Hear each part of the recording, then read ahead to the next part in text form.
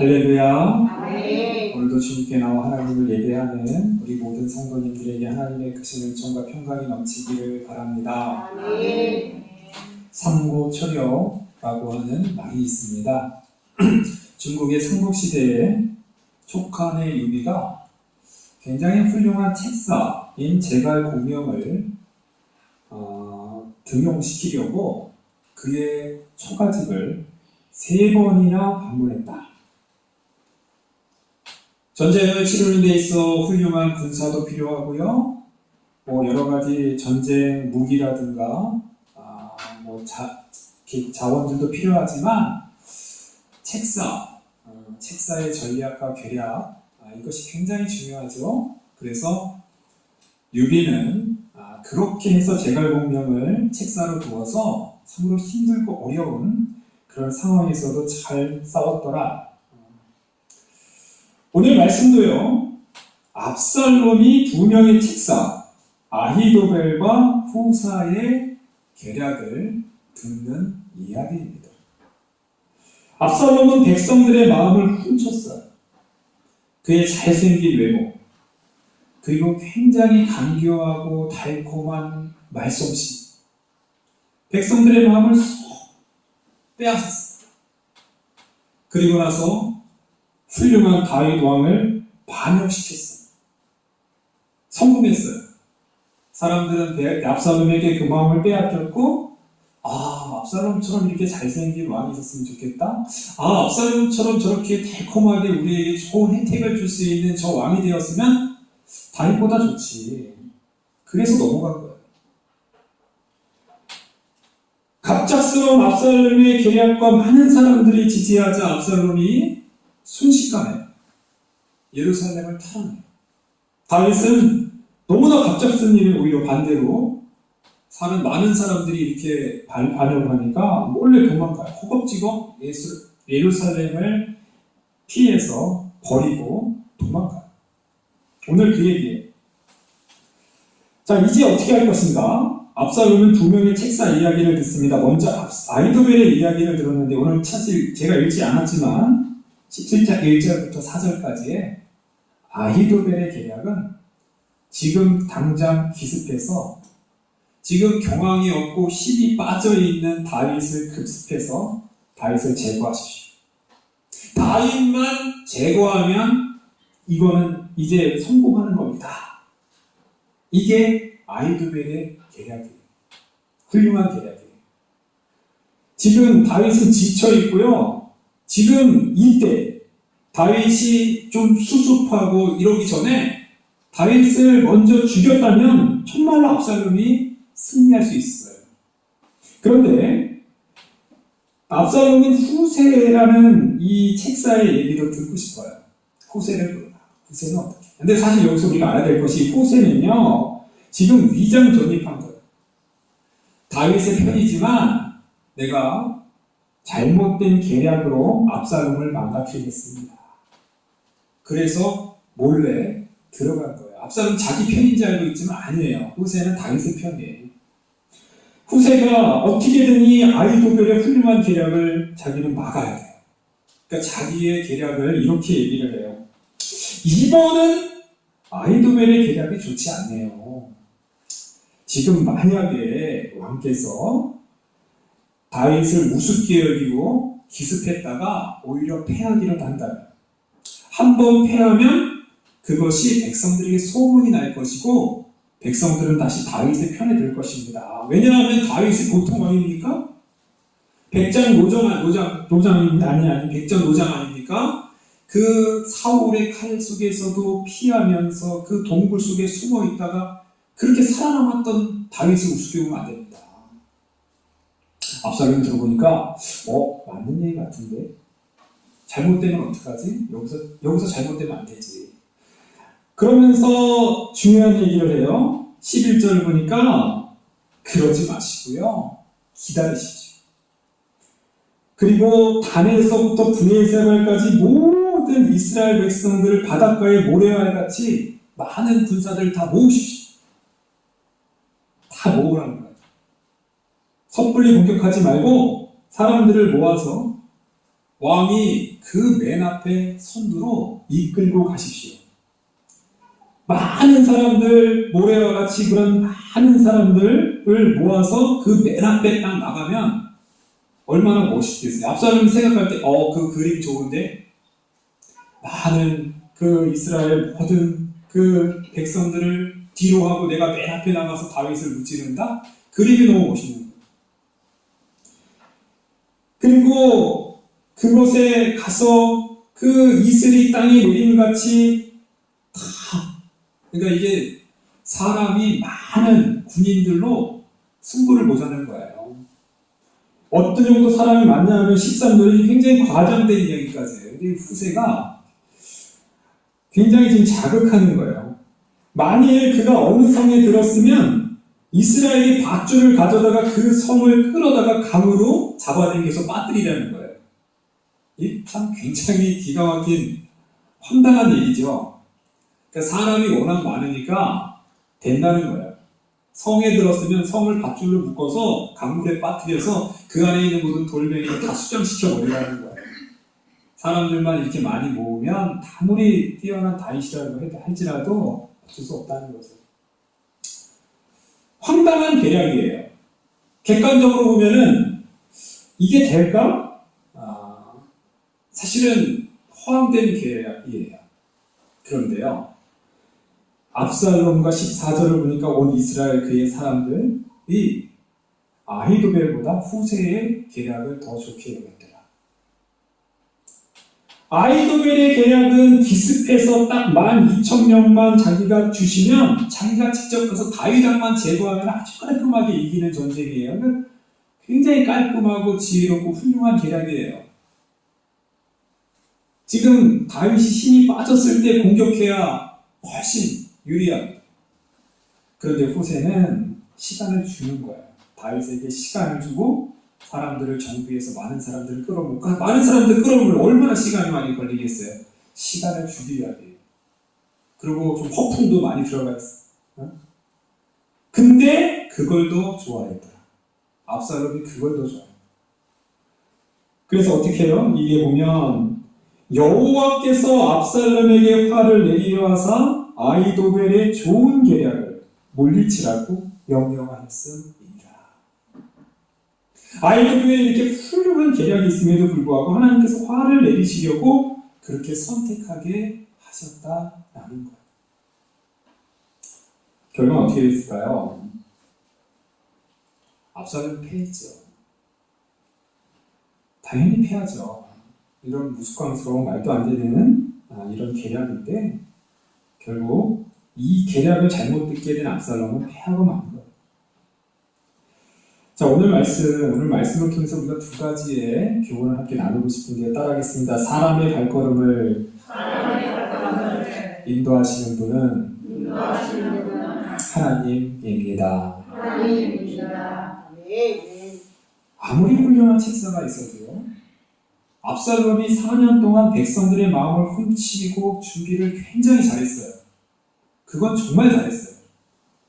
아주 치밀하게 준비했어요. 아마 이것도 아히도벨의 조언과 계략이었을 것 같아요. 4년 동안 준비하고 백성들의 마음을 훔치는 모든 건 다시 아히도벨이었던 것 같아요. 이 아히도벨이라는 사람은 천재적인 사람이에요. 굉장히 뛰어난 사람이에요. 그런데 아무리 뛰어나고 천재적인 사람이라 할지라도 일단 아들의 편에서 아버지를 폐위시키는 반을 계획에 가담했다? 절대로 아히도벨은 좋은 사람이 아니에요. 그건 인륜도 어긋나는 그런, 아무리 다윗이 무언가를 잘못했다 할지라도 안 되지요. 안 되지. 아히도벨은 나중에 자기의 계략이 수용되지 않고 후세의 계략을 들은 일을 듣자 고향으로 내려가서 자살하고 죽어요. 그러니까 아히도벨은 안 거예요. 자기의 계략을 듣지 않고 후세의 계략을 듣는 순간 전쟁이 시작도 안 했는데 끝났다. 이미 끝난 거예요. 아히도벨은 내 계략을 듣지 않으면 이미 끝났다는 걸 알고 절망하고 시골에 내려가서 자살하고 죽어요. 자기의 계략에 사실 목숨을 건 거고 그 정도 확신할 수 있는 사람이 아히도벨이에요. 아이돌 같은 이런 훌륭한 책사가 있었음에도 불구하고 그것을 들을 기가 없는 압살롬. 망하는 거예요. 망하는 거예요.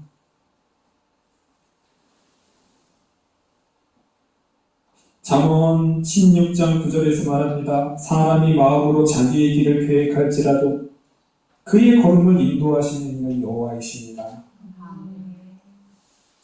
압살롬이 아무리 뛰어난 책사를 옆에 두고 4년 동안 철저히 준비했다고 할지라도 계획했다고 할지라도 그 걸음을 결정적으로 인도하시는 분은 하나님이시라는 거예요. 오늘 그 얘기예요. 이게 지금요, 압살롬에게 화를 내리시려고 아이도벨의 좋은 계략을 물리치라고 명령하셨다. 이거는요, 하나님이 그렇게 해라 이러는 게 아니라 그 발걸음을 아무리 좋은 계략이 있을지라도 결국 하나님께서 인도하셔야만 된다라는 이야기를 하고 있는 거예요. 하나님께서 인도하지 않으니까 아무리 좋은 계략이 있어도 아이도벨이 있어도 잘못된 선택을 하고 마는 거예요. 우리 인간이 참 살면서 그럽니다.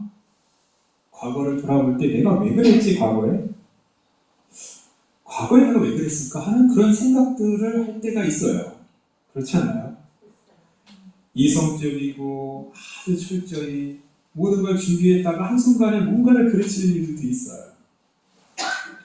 뭐 이건 딴 얘기지만 남녀가 결혼을 할 때는 이제 콩깍지가 씌인다 그러잖아요.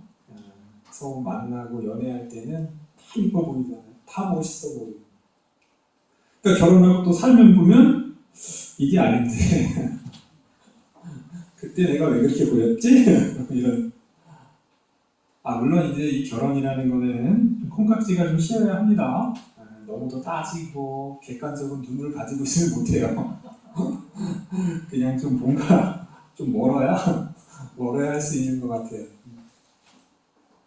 그러나 결정적으로 중요한 일에 잘못된 선택을 했을 때 피해가 굉장히 크지요. 임진왜란이 일어나기 전에 1592년 4월에 임진왜란이 벌어졌습니다. 그 1년 전에 선조가요, 2명의 통신사를 일본에 보내요. 일본의 상황이 어쩌냐. 1년 전에 보내요. 자, 그 2명의 이제 통신사가요, 돌아와서 보고를 다르게 해요. 황윤길이라고 하는 통신사는 지금 저 도요토미 히데요시를 보니까 굉장히 눈이 반짝반짝하고 담과 지략이 있는 사람이 보통 사람이 아니라는 걸 알았어요. 그리고 반드시 우리나라를 공격할 것이다. 황윤길은 그렇게 보고. 그런데 김성일이라고 하는 통신사는 똑같이 봤으면서 히데요시의 눈은 쥐와 같다. 그리고 딱 보니까 너무 소인배다. 절대 우리나라를 공격할 만한 인물이 못 된다. 통신사 2명이 서로 다른 보고를 하는 거예요. 선조가 누구를 택했습니까? 황윤길의 그 보고를 들었다면 1년 동안 임진왜란만 준비했어도 우리나라가 그렇게 끔찍하고 참혹한 임진왜란의 피해를 당하지 않아요. 그런데 김성일의 얘기를 들은 거예요. 히데요시 아무것도 아닙니다. 소인배예요. 절대로 침략 못합니다. 이래버리니까 선조가 그 1년 동안에 그 준비를 안 하고 있다가 그렇게 당한 거죠.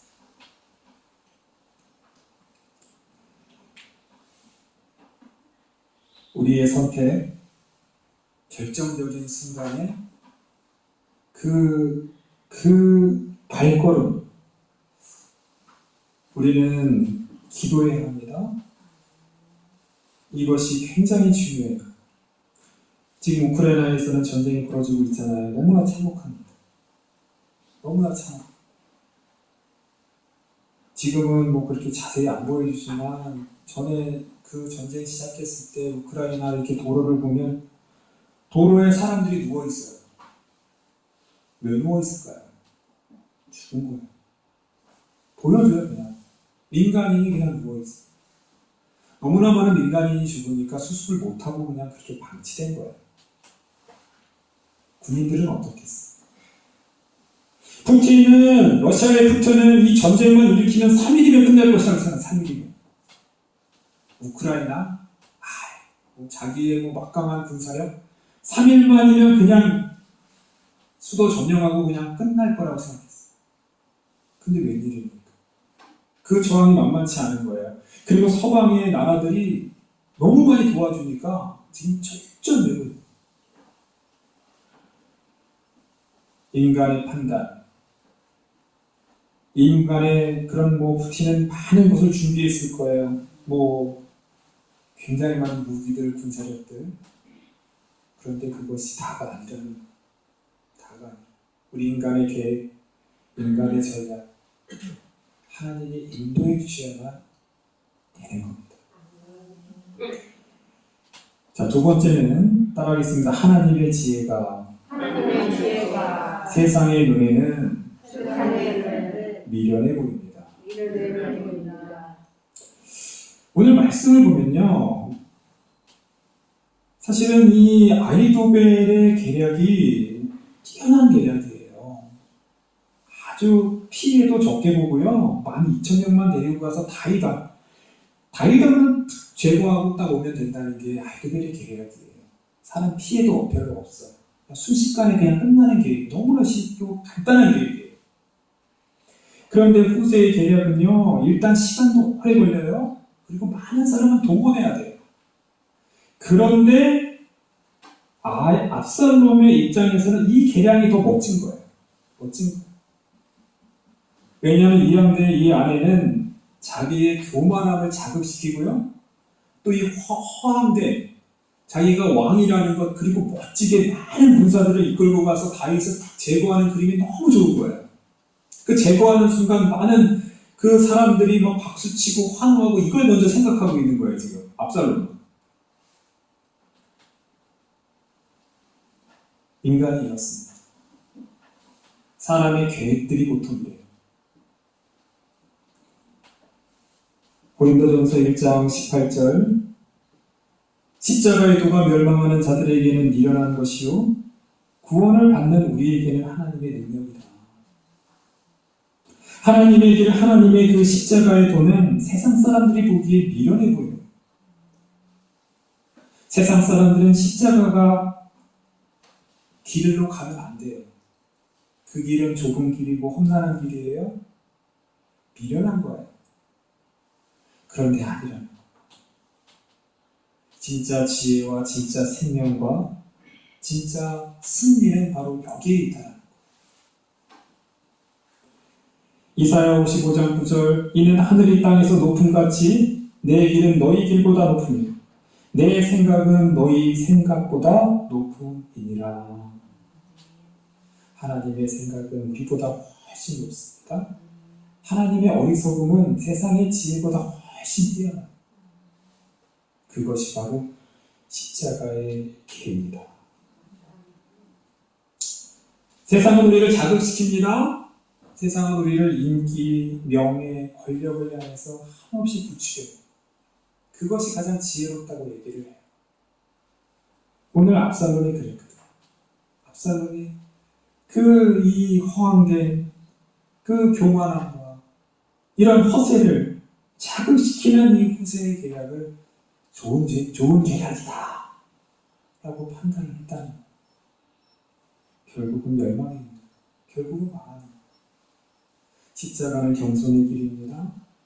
십자가는 낮아짐의 길이에요. 겸손히 하나님을 섬기고 나아가는 길이 이것이야말로 진정한 지혜의 길이다 라는 거예요.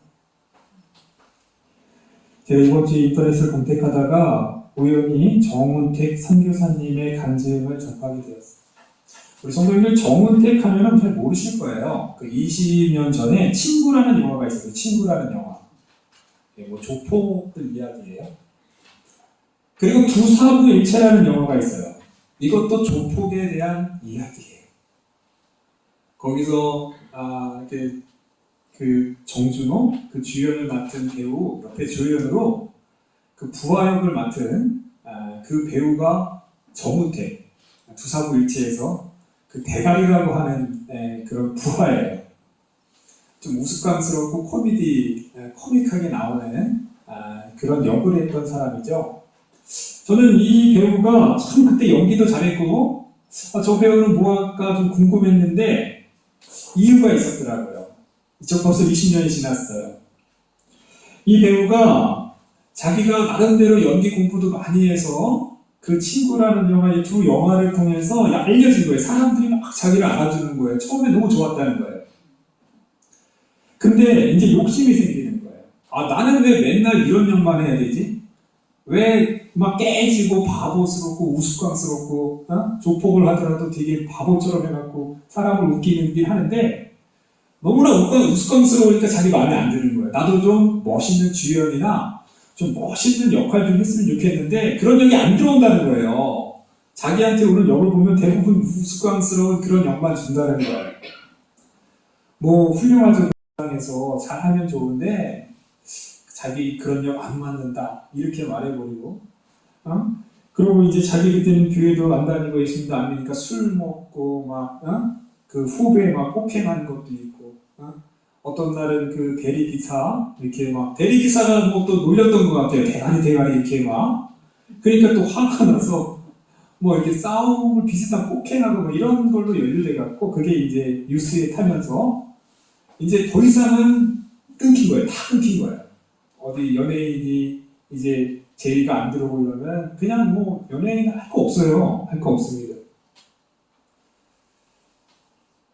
한때 잘 나갔던 인기가 그리고 자기는 더 높아지고 더 인기를 누리고 싶었지만 그게 계속 안 되고 꼬이고 이러니까 절망하기 시작했고 어느 날 죽어야겠다. 더 이상 힘들어서 못 살겠다. 더 이상 내 가망이 없다. 할 게 없다. 그런데 문득 어느 날 이제 교회를 가라 이런 교회를 다니지도 않는데 그러면서 어떻게 이제 예수님을 믿게 됐대요. 7년 전이에요. 지금은 자기가 그렇게 절망에 빠져서 생을 끝내고 싶었던 그런 사람들, 특별히 그 사람들이 주로 연예인들. 그러니까 연예인들이라는 직업이요. 이 인기와 명예에 쉽게 노출되고 빠질 수 있는 직업인 것 같아요.